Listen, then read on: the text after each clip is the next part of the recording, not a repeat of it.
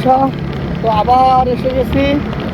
তার কারণ আমরা কিন্তু আবার ঝুঁকিপূর্ণ বেইলি সেতু, মানে এখানে সবগুলো সেতুর নামে বেইলি মনে হয় না।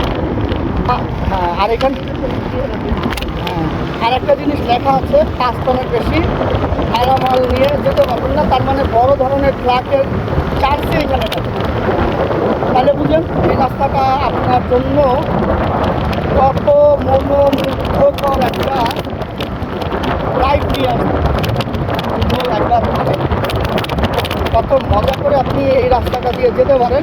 আমরা আসলে মানে ডিসিশনটা নিয়ে ভালো করছি না আমাদের ডিসিশনটা ভালো আছে। আবার এখন আমরা একটু পাহাড়ের উপরে উঠবো, চলেন আপনাদেরকে নিয়ে যাব পাহাড়ের উপরে।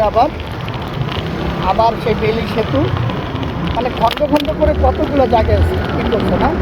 আর আমরা বাঙ্গাল হয়ে কি যেন একটা আছে চন্দ্রঘোনা, এইখানে যাব। তারপরে আবার ডেস্টিনেশন আমরা ঠিক করবো।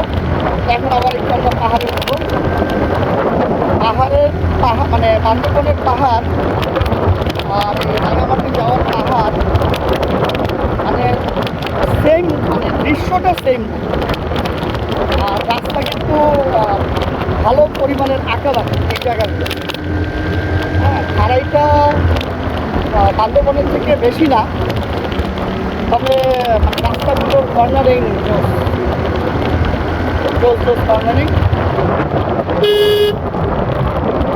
আর আমাদের খুব সম্ভবত এই পথ ধরেই চন্দ্রঘোনায় যেতে হবে। সবথেকে মজার বিষয় হচ্ছে এখানে সবুজ সবুজ গাছপাতা। এই গাছপাতা অসাধারণ ভিউ। আবার সামনে কিছু আসতে দেখাবো। পাহাড়ে উঠে কিন্তু আবার নেমে গেলাম, মানে ছোট্ট একটা টিলা বলতে পাহাড় আসলে